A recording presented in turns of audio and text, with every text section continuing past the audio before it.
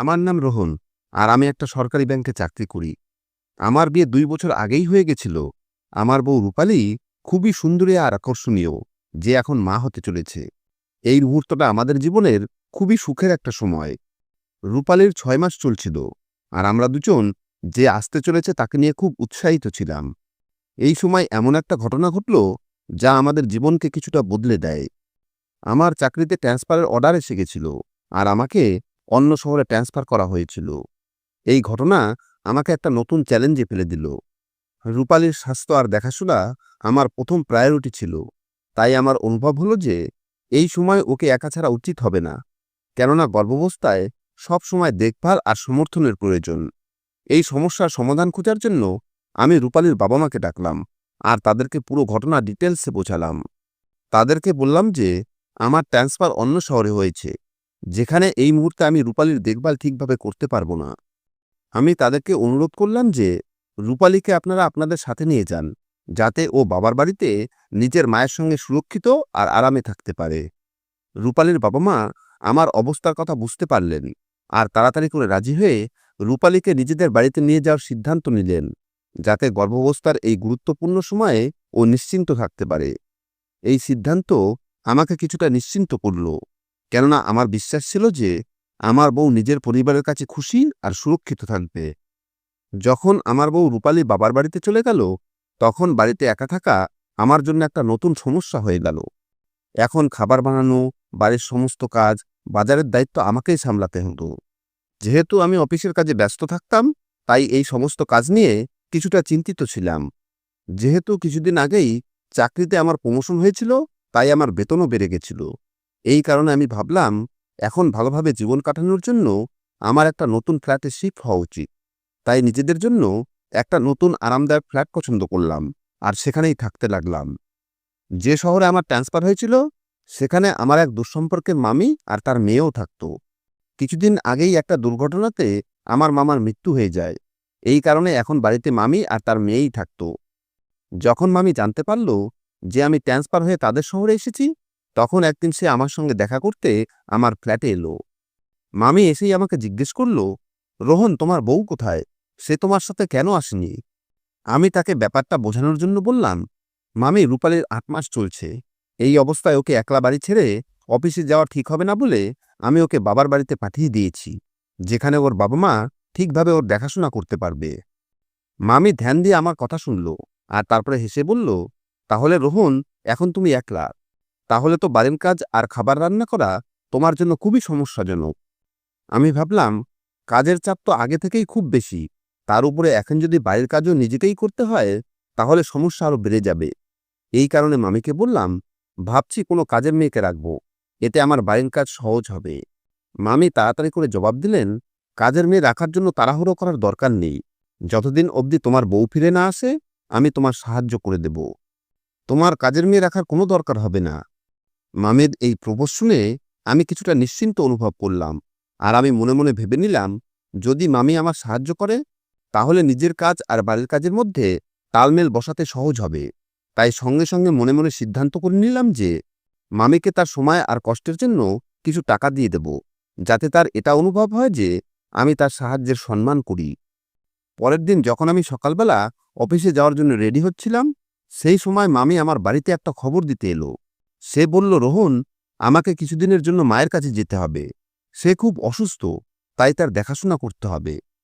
আমি মনে প্রাণে তোমার সাহায্য করতে চাইতাম, কিন্তু আমাকে এই মুহূর্তে সেখানে যেতেই হবে। আমি তার সমস্যা বুঝলাম, আর বললাম, মামি, তুমি চিন্তা করো না, পরিবারের দেখাশোনা সবার আগে, আমি এখানে ম্যানেজ করে নেব। মামে কিছুটা শান্তির শ্বাস নিয়ে বললেন, রোহন, তোমার বাড়ি আর কাজের মধ্যে যাতে সমস্যা না হয়, সেই কারণে আমি অঙ্কিতাকে তোমার সাহায্যের জন্য পাঠানোর সিদ্ধান্ত নিয়েছি। ও তোমার জন্য খাবার রান্না করে দেবে, আর বাড়ির সমস্ত কাজেও সাহায্য করবে। অঙ্কিতা আমার মামার মেয়ে। মামার মৃত্যুর পরে বাড়িতে মামি আর ও দুজনেই থাকত। আমি মামির প্রস্তাব নিশ্চিন্তে স্বীকার করে বললাম, ঠিক আছে মামি, এতে আমার অনেক উপকার হবে। সেই দিন রবিবার ছিল, তাই আমি বাড়িতেই আরাম করে ঘুমাচ্ছিলাম। সকালবেলা দেরি করে ঘুম থেকে উঠে আমি আমার জন্য চা বানালাম, আর ফ্ল্যাটের কিছু কাজ সারলাম। দুপুরবেলার দিকে হঠাৎই দরজায় ঘণ্টা বাজল। আমি ভাবতে লাগলাম, এই সময় আবার কি হতে পারে। দরজার দিকে এগিয়ে যখন দরজা খুললাম, তখন আমি কিছু সময়ের জন্য চোখের পলক ফেলতে ভুলে গেলাম, কেননা সামনে দাঁড়ানো মেয়েটা খুবই সুন্দরী আর আকর্ষণীয় ছিল। ওর চোখে সারল্য আর মুখে একটা মিষ্টি হাসি লেগেছিল। আমি ওকে দেখলাম আর কিছু সময়ের জন্য হতবাক হয়ে ওর দিকে তাকিয়ে রইলাম, কেননা আমি ভাবতেই পারিনি যে অঙ্কিতা এতটা সুন্দরীও হতে পারে। ও মুখে একটা হালকা হাসি এনে বলল, রোহন দাদা, আমি অঙ্কিতা। মা আমাকে এখানে পাঠিয়েছে যাতে আমি আপনার সাহায্য করতে পারি। ওর আওয়াজে একটা ন্যাচারাল আত্মবিশ্বাস ছিল। আমি তাড়াতাড়ি নিজের হুঁশ ফিরে পেলাম আর হেসে জবাব দিলাম, আরে অঙ্কিতা, ভেতরে এসো। তোমার মা বলেছিল যে তুমি আসতে চলেছ। অঙ্কিতা ভেতরে এসে আস্তে আস্তে বলল, মা বলেছিল যে আপনার ঘরের আর অফিসের কাজে অসুবিধা হচ্ছে, তাই আমাকে আপনার সাহায্য করার জন্য পাঠিয়েছে। আমি ওকে বসার জন্য বললাম আর চা অফার করলাম। ও হাসি মুখে বলল, না দাদা, আমি চা খাই না। প্রথমে আমাকে বলো তুমি কি খেতে পছন্দ করো, আমি তোমার পছন্দের খাবার বানাবো। ওর কথা শুনে আমি হাসলাম আর মনে মনে অনুভব করলাম যে ওর এখানে আসায় আমার বাড়ির পরিবেশ কিছুটা বদলাতে চলেছে। আমি আর কিছুই বলিনি। অঙ্কিতা নিজে থেকেই বাড়ির কাজ করতে শুরু করে দিল। ও খুব সহজে আর আত্মবিশ্বাসের সাথে সমস্ত কাজ শেষ করছিল, আর আমি ওকে চুপচাপ দেখে যাচ্ছিলাম। ওর প্রতিটা নাড়াচাড়াতে একটা আলাদাই আকর্ষণ ছিল।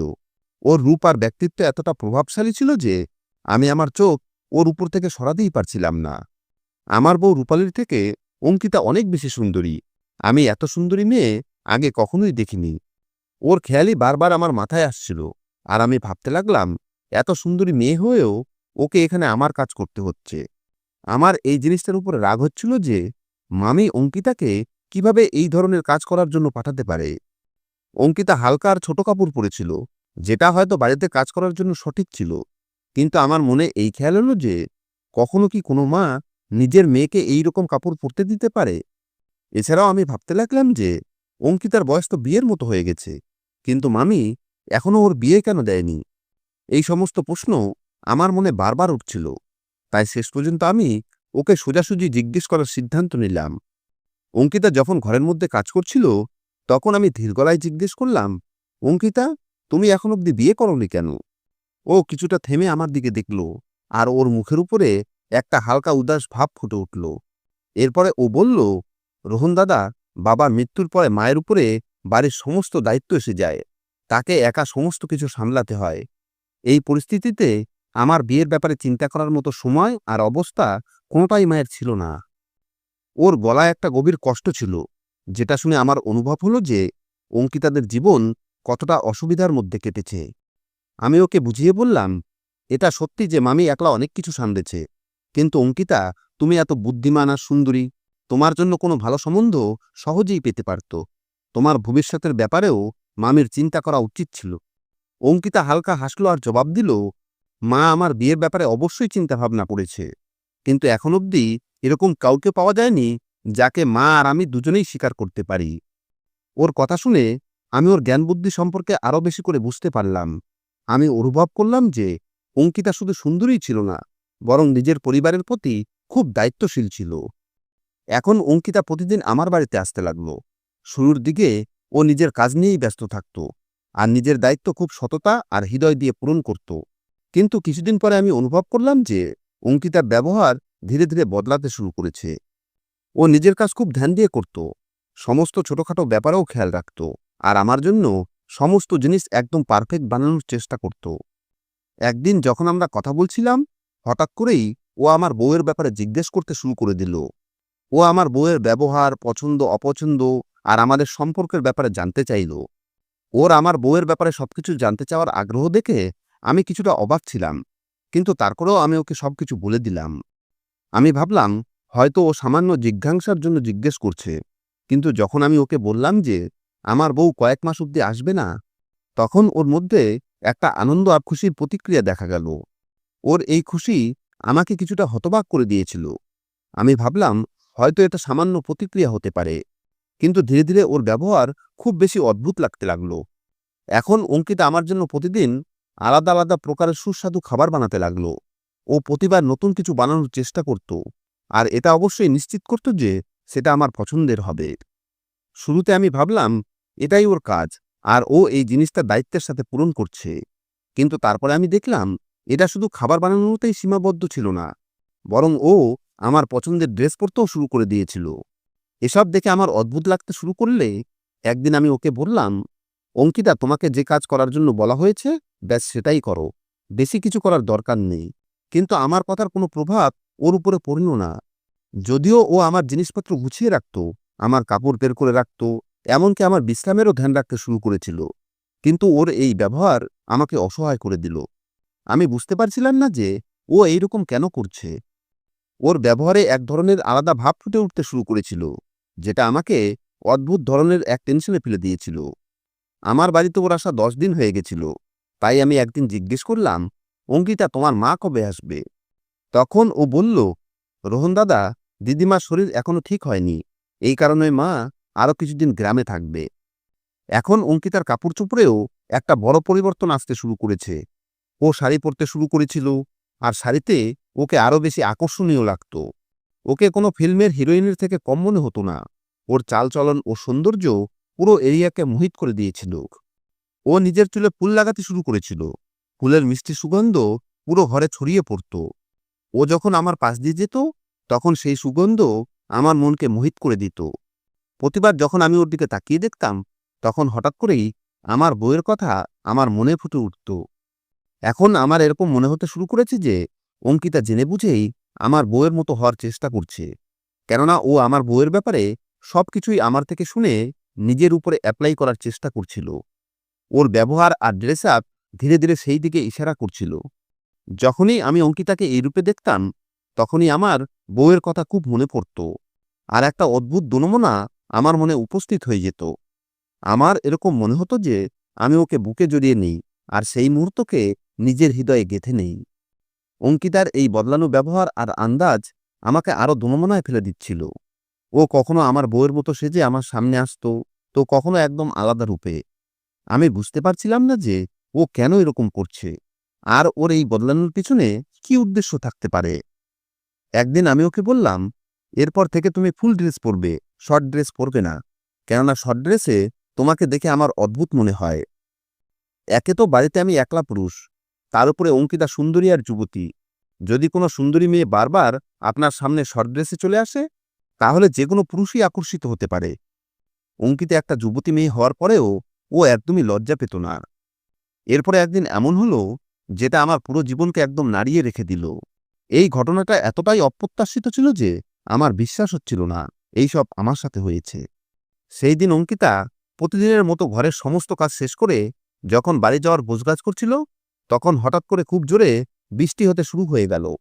আকাশে প্রচণ্ড বিদ্যুৎ চমকাচ্ছিল, আর বৃষ্টি এত জোরে হচ্ছিল যে বাইরে বেরোনো অসম্ভব ছিল। অঙ্কিতা উৎসুক হয়ে জানলার পাশে দাঁড়িয়ে বাইরে বৃষ্টি দেখছিল।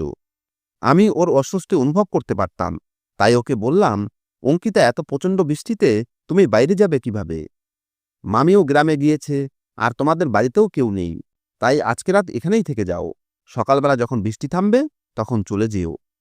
প্রথমে তো ও কিছুটা দ্বিধায় পড়ে গেল, তারপরে ও আমার কথা মেনে নিয়ে বলল, ঠিক আছে রোহন দাদা, যদি আপনার কোনো সমস্যা না হয় তাহলে আজকে রাতে আমি এখানেই থেকে যাচ্ছি। অঙ্কিতা সেই রাতের জন্য খাবার বানালো। তারপরে আমরা দুজন একসাথে বসে খাবার খেলাম। এটা প্রথমবার যখন আমরা একসাথে এত সহজভাবে সময় কাটালাম। খাবার খাওয়ার পরে আমি নিজের ঘরে চলে গেলাম আর টিভি দেখতে লাগলাম। আমি অঙ্কিতাকে বললাম, তুমি বারান্দায় সোফার উপরে ঘুমিয়ে যাও, সেটাই তোমার জন্য আরামদায়ক হবে। অঙ্কিতা সারাদিনের কাজের কারণে খুব ক্লান্ত ছিল। ও কিছু সময় এদিক ওদিকের জিনিসপত্র ঠিক করল, আর তারপরে সোফার উপরে ঘুমিয়ে গেল। ক্লান্তির কারণে ও কিছু সময়ের মধ্যেই গভীর ঘুমিয়ে ঘুমিয়ে গেল, আর আমি নিজের ঘরে টিভি দেখতে থাকলাম। রাত প্রায় 12টার দিকে হঠাৎ করে আমার তৃষ্ণা লাগলো, তাই আমি জল খাওয়ার জন্য রান্নাঘরের দিকে গেলাম। রান্নাঘর থেকে ফিরে আসার সময় আমার নজর অঙ্কিতার উপরে পড়ল। ও সোফার উপরে গভীর ঘুমে ঘুমিয়েছিল। রাতের হালকা আলোতে ওর চেহারা খুব শান্তশিষ্ট আর সুন্দর লাগছিল।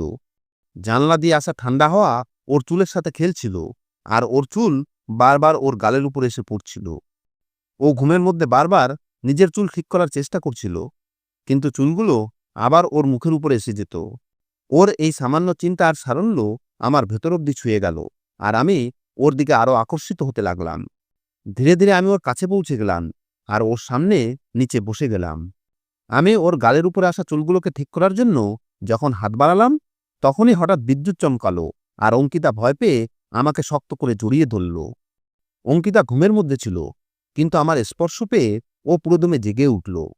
ওর এই স্পর্শ আমার খুব ভালো লাগছিল, আর আমিও ওকে বুকে জড়িয়ে নিলাম। ও আরও বেশি করে আমার সঙ্গে চিপকে গেল, আর আমরা একে অপরকে বুকে জড়িয়ে নিজেদের ভুলতে শুরু করে দিলাম। কিছু সময় পরে বৃষ্টি থেমে গেল, আর আমরা একে অপরের কোলেই ঘুমিয়ে গেলাম। পরের সকালে যখন আমার চোখ খুলল, তখন আমি বুঝতে পারছিলাম না যে এই অবস্থায় আমার কি করা উচিত। আমি তাড়াতাড়ি করে অঙ্কিতাকে আমার কাছ থেকে সরিয়ে দিলাম আর নিজের ঘরে চলে এলাম। আমার চোখে আমার বউয়ের মুখ ভেসে উঠছিল। যদি ও এইসব কিছু জেনে যায়, তাহলে নিশ্চিত ও আমাকে ডিভোর্স দিয়ে দেবে। তাই আমি আমার হবু বাচ্চাকে হারানোর ভয় পাচ্ছিলাম। আমি বারবার ভাবছিলাম, যদি আমার পরিবারের লোকেরা এসব জেনে যায়, তাহলে তারা আমার ব্যাপারে কি ভাববে? তাদের চোখে আমার কি সম্মান থাকবে? এই চিন্তা আমার মাথা ভারী করে দিয়েছিল। আমি চিন্তায় পড়ে গেছিলাম, আর আমার মনে একটা অদ্ভুত ধরনের বোঝা অনুভব হচ্ছিল। তখনই হঠাৎ আমার ঘরের দরজা খুলল, আর আমি দেখলাম অঙ্কিতা ভিতরে আসছে। ও স্নান করে নিয়েছিল, আর ওর মুখের উপরে একটা হালকা লাজুক ভাব আর গম্ভীর্য ছিল। ও ধীরে করে মাথা নিচু করল আর বলল, রোহন, রাতের বেলা যা কিছু হয়েছে সেটা আমি কখনোই ভুলতে পারবো না। ওর এই কথা শুনে আমি হতবাক হয়ে গেলাম। আমার মনে একটা অপরাধবোধ জেগে উঠল, আর আমি তাড়াতাড়ি করে বললাম, অঙ্কিতা, আমাকে ক্ষমা করে দাও। আমার দ্বারা যে ভুল হয়েছে। অঙ্কিতা আমার কথা সেখানেই থামিয়ে দিল আর বলল, থামো রোহন, তোমার ক্ষমা চাওয়ার কোনো দরকার নেই। ভুল তোমার নয়, আমার ছিল। কথা শুনে আমি হতবাক হয়ে গেলাম। অঙ্কিতা নিজের কথা এগিয়ে নিয়ে বলল, যেদিন থেকে আমি তোমার বাড়িতে এসেছি, আমি দেখেছি যে তুমি আমাকে কখনোই খারাপ নজরে দেখোনি। তোমার এই জিনিসটাই আমার সবচেয়ে বেশি পছন্দ এসেছিল। ও আরও বলল, তুমি আমাকে শর্ট ড্রেস পরতে নিষেধ করে ফুল ড্রেস পরার জন্য বলেছিলে। যদিও এই কথাটা আমার মায়ের বলা উচিত ছিল, কিন্তু তুমি বলেছিলে। তোমার এই ব্যবহার বলে যে তুমি কত ভালো আর সৎ মানুষ। অঙ্কিতা কিছুটা থেমে তারপরে আবার বলল, রোহন, আমি তোমার সাথে এক ঘরেই ছিলাম। আমি তোমার দুঃসম্পর্কের মামাতো বোন। তারপরেও তুমি কখনোই আমার সুযোগ উঠানোর চেষ্টা করনি। কিন্তু আমি তোমার বউয়ের ভাগ্য দেখে জ্বলতে শুরু করেছিলাম। ওর এই কথা শুনে আমি চমকে উঠেছিলাম। ও গভীর শ্বাস নিয়ে আরও বলল, তোমার বউয়ের ভাগ্য দেখে আমার জ্বলন অনুভব হচ্ছিল, কেননা সে তোমার মতো সৎ আর বুদ্ধিমান স্বামী পেয়েছে। এই কারণে আমি তোমার বউয়ের ব্যাপারে সবকিছু জানার চেষ্টা করতাম, আর ওর মতো হওয়ার চেষ্টা করতাম। অঙ্কিতা আরও বলল, আমি শাড়ি পরতে শুরু করেছিলাম, খোপায় ফুল লাগালাম। এই সব কিছু আমি তোমাকে আকর্ষিত করার জন্য করেছিলাম। কিন্তু তারপরেও তুমি আমার দিকে ধ্যান দাওনি। তুমি সবসময় নিজের সীমার মধ্যেই থাকতে। ও আরও বলল, সত্যি বলছি রোহন, আমি আজ অব্দি তোমার মতো সৎ মানুষ কখনোই দেখিনি। তুমি আমাকে এটা শিখিয়েছ যে ভালো মানুষ তারাই হয় যারা সমস্ত পরিস্থিতিতে নিজের চরিত্র ঠিক রাখতে পারে। ওর চেহারাতে হালকা হাসি আর ওর চোখে সততা ছিল। ওর সমস্ত কথা শোনার পরে আমি নিশ্চুপ হয়ে গেলাম। ওর কথায় আমার মনে অনেক ভাবনা জাগিয়ে দিয়েছিল। আমার মন আর মস্তিষ্কে একটা জিনিস স্পষ্ট ছিল যে এই সব কিছু শেষ হওয়া উচিত। তাই কিছু সময় পরে আমি ধীর গলায় বললাম, অঙ্কিতা, আমাকে ক্ষমা করে দাও। যা কিছু হয়েছে সেটা আমার ভুল ছিল। কিন্তু এখন আমি চাই তুমি এই সব কিছু ভুলে নিজের লাইফে এগিয়ে যাও। তোমার সাহায্যের জন্য যত টাকা চাও আমি দিতে রাজি আছি, কিন্তু কাল থেকে তুমি আমার বাড়িতে আর এসো না। আমার এই কথা শুনে অঙ্কিতা নিজের মাথা তুলে আমার দিকে দেখল। ওর চোখে কোনো রাগ বা ক্ষোভ ছিল না। শান্ত স্বরে ও জবাব দিল, রোহন, আমার টাকার দরকার নেই। যা কিছু হয়েছে সেটা আমাদের মধ্যেই থাকবে। আমি এই ব্যাপারে তোমার বউকে কখনোই কিছু বলবো না। আমি তোমার সংসার নষ্ট হতে দেব না। যা কিছু হয়েছে তার জন্য আমিও ততটাই দায়ী যতটা তুমি। তাই এই সব এখানেই শেষ হওয়া উচিত। তুমি নিশ্চিন্তে থাকো রোহন। এটা বলে অঙ্কিতা উঠল আর ধীরে ধীরে নিজের বাড়িতে চলে গেল। আমি ওকে যেতে দেখতে থেকে গেলাম। সেই দিনের পরে ও আমার বাড়িতে আসা বন্ধ করে দিল। এভাবেই কিছুদিন কেটে গেল। তারপরে একদিন হঠাৎ করে আমার কাছে ফোন এলো। ফোন তুলতেই আমার বউ আনন্দের সাথে বলল, রোহন, তুমি বাবা হয়ে গেছো। এই খবর শুনে আমার চোখ খুশিতে ভরে উঠেছিল। আমি সেই মুহূর্তে নিজের সমস্ত দুঃখ আর অপরাধবোধ ভুলে গেলাম। কয়েকদিন পর আমার বউ বাড়িতে এসে গেল। এখন আমি আমার বউ আর ছেলের সাথে একটা শান্তির জীবন কাটাতে শুরু করেছি। একদিন আমি বাড়ির কাজে ব্যস্ত ছিলাম। তখনই হঠাৎ দরজায় ঘণ্টা বাজল। আমি ভাবলাম হয়তো কোনো ডেলিভারি বয় বা প্রতিবেশী, কিন্তু দরজা খুলে দেখলাম দরজার বাইরে একটা গিফট রাখা আছে। আমি কিছুটা অবাক হয়ে চতুর্দিকে তাকালাম, কিন্তু সেখানে কাউকেই দেখতে পেলাম না। তাই আমি সেই গিফট উঠিয়ে বাড়ির ভেতরে নিয়ে এলাম। এটা খুব সুন্দর করে প্যাক করা ছিল। উৎসুক হয়ে আমি ধীরে ধীরে গিফটটা খুলতে শুরু করলাম। গিফটের ভেতরে ছোট বাচ্চার জন্য অনেকগুলো জিনিস রাখা ছিল। ছোট কাপড়, খেলনা আর একটা ফুলের তোড়া। ফুলের তোড়া দেখেই আমার হৃদয় ধুকধুক করে উঠল। আর আমি খুব তাড়াতাড়ি বুঝে গেলাম যে এই গিফট অঙ্কিতা পাঠিয়েছে। তখনই আমার হৌ এসে আমাকে জিজ্ঞেস করল, এই গিফট কে দিয়েছে? আমি ওকে কিছুই বলিনি। ব্যাস গিফটের মধ্যে রাখা জিনিসপত্র গভীরভাবে দেখতে থাকলাম। তখনই আমার নজর গিফটের উপরে রাখা একটা চিঠির উপরে পড়ল। ও আমার ছেলের জন্য শুভকামনা লিখেছিল, কিন্তু চিঠির উপরে কারো নাম ছিল না। আমি আমার বউকে বললাম, মনে হয় কেউ আমাদের ছেলের জন্য এই উপহার রেখে গেছে, হয়তো কোনো পরিচিত হবে। আমার বউ এটাকে সামান্য ব্যাপার ভেবে মাথা নাড়িয়ে দিল, আর ও কিছু বলতে যাচ্ছিল। তখনই আমাদের বাচ্চা কান্না করতে লাগলো। রূপালী সঙ্গে সঙ্গে বাচ্চার কাছে দৌড়ে গেল আর এই সব কিছু ভুলে গেল। সেই দিনের পরে অঙ্কিতাকে আমি কখনোই দেখতে পাইনি। ও যে প্রতিজ্ঞা করেছিল সেটা সম্পূর্ণরূপে পূরণ করেছিল। ও আমার জীবন থেকে এমনভাবে চলে গেছিল যেন আমার জীবনে কখনো আসেইনি। আমরা স্বামী স্ত্রী নিজের ছেলের সাথে এখন খুব শান্তির জীবন কাটাচ্ছি। অঙ্কিতার গিফট আর সেই চিঠি আমার জন্য এমন একটা স্মৃতি হয়েছিল, যেটা আমাকে সবসময় মনে করাতো যে সঠিক নির্ণয় আর ত্যাগেই সম্পর্ককে সুন্দরভাবে টিকিয়ে রাখা যায়। বন্ধুরা, যদি এই গল্পটা তোমাদের পছন্দ হয় তাহলে কমেন্ট করে অবশ্যই জানাবে। ধন্যবাদ।